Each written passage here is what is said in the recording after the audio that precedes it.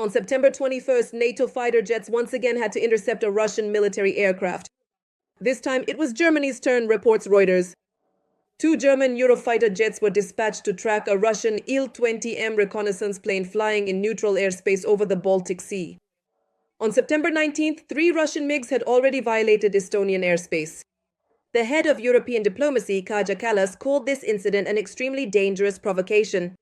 After the airspace violation, Estonia summoned the Russian diplomat and officially began consultations with its allies regarding Article 4 of the North Atlantic Treaty. At the same time, the Russian Ministry of Defense cynically denied that its aircraft had violated any borders. Tallinn initiated an emergency meeting of the UN Security Council due to the Russian provocation in Estonian airspace. It will take place on September 22nd. This is the first time in Estonia's history that it has been forced to convene the UN Security Council. Meanwhile, Czech President Petr Pavel called on NATO to respond militarily to Russian provocations.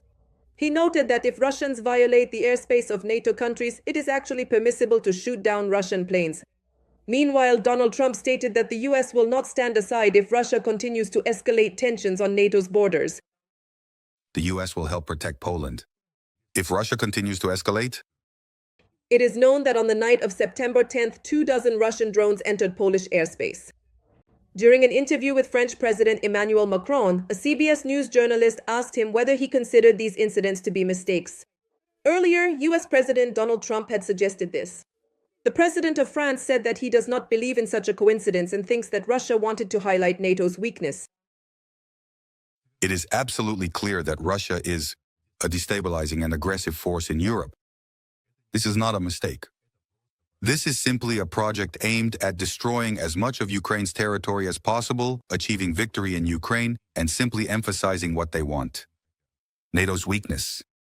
Macron also noted that although Donald Trump is making significant efforts to bring the war in Ukraine to an end through peace negotiations, organizing a summit in Alaska with the Russian dictator Vladimir Putin, there is no sign that the Kremlin leader wants to end the war in Ukraine.